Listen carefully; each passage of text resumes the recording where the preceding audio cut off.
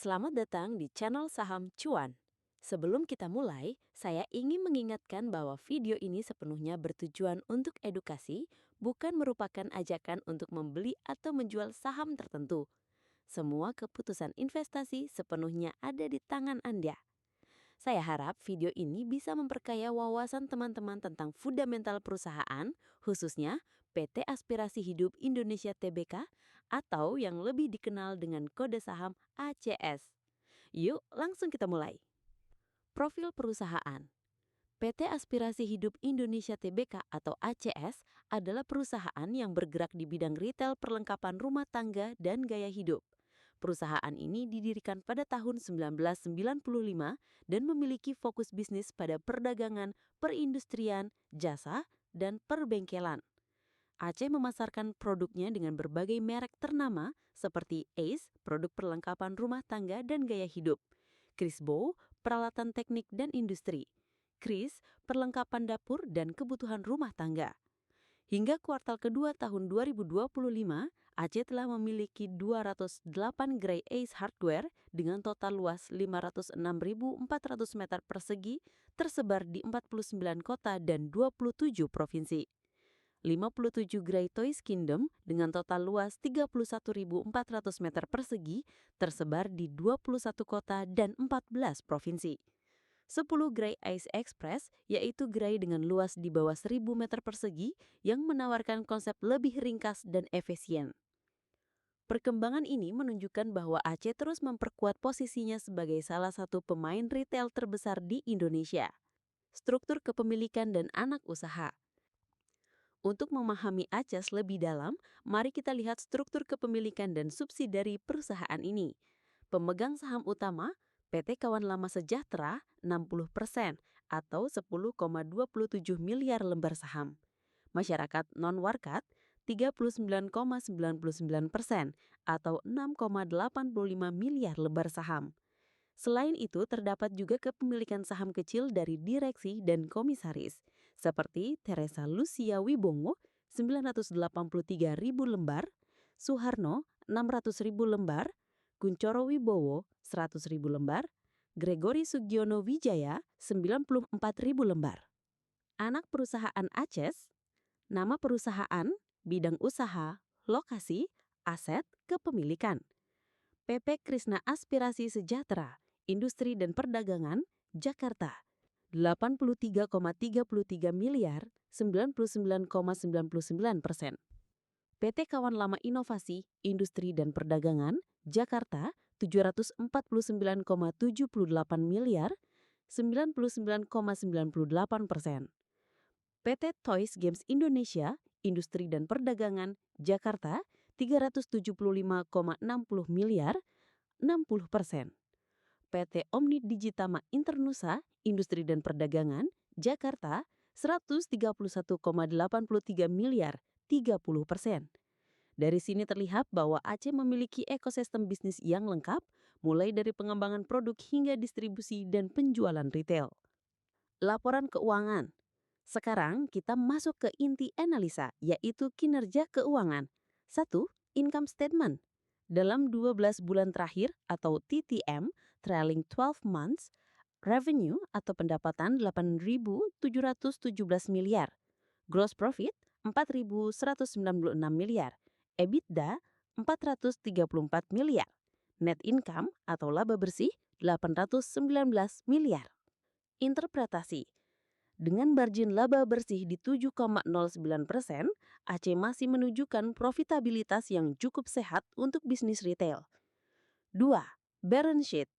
Per posisi kuartal kedua tahun 2025, total aset 8.504 miliar, total liabilitas 2.283 miliar, total ekuitas 6.189 miliar, cash 2.065 miliar, total debt 668 miliar, net debt minus 1,397 miliar. Artinya, AC memiliki kas lebih besar daripada hutang. Kondisi ini sangat positif. Rasio pentingnya, debt to equity ratio 0,11 sangat rendah. Current ratio 4,89, likuiditas perusahaan sangat baik. Cash flow. Cash from operation 604 miliar, aliran kas operasional positif. Cash from investing minus 173 miliar menunjukkan investasi perusahaan. Cash from financing minus 1.095 miliar menunjukkan kemungkinan untuk pembayaran dividen dan hutang. Free cash flow 434 miliar, arus kas bebas yang sehat. Profitabilitas dan pertumbuhan. Profitability metrics, gross profit margin 46,69%, sangat baik untuk bisnis retail. Operating profit margin 9,08%, cukup efisien. Net profit margin 7,09%, sehat. Growth year over year, revenue growth minus 44,44%, sedikit turun. Gross profit growth minus 4,32%, margin menurun. Net profit growth minus 6,01%, laba bersih sedikit tertekan. Kesimpulan, Aceh mengalami penurunan tipis dalam pertumbuhan, kemungkinan akibat kondisi makroekonomi dan tren belanja konsumen yang melambat. Valuasi saham. Mari kita lihat valuasi Aceh saat ini. Market cap 7.464 miliar. Enterprise value 6.101 miliar. Current PE ratio TTM 9,11 relatif murah dibanding median IHSG yang berada di angka 8,88 PE. Forward PE 8,12, potensi lebih murah jika laba meningkat. PBV atau price to book value 1,21, valuasi wajar. EV over EBITDA 4,00, cukup menarik. Dari sudut pandang valuasi, Aceh berada pada level yang menarik untuk investasi jangka menengah hingga panjang, terutama jika pertumbuhan bisnis kembali positif. Dividen dan yield. Aceh dikenal sebagai emiten dividen konsisten. Dividen terakhir 33,87 per lembar saham, dividen yield 7,80%, sangat menarik untuk investor dividen. Payout ratio 99%, hampir seluruh laba dibagikan sebagai dividen. Riwayat dividen 5 tahun terakhir 2024 33,87 rupiah, 2023 33,50 rupiah, 2022 31,06 rupiah, 2021 20,59 rupiah, 2020 32,15 rupiah.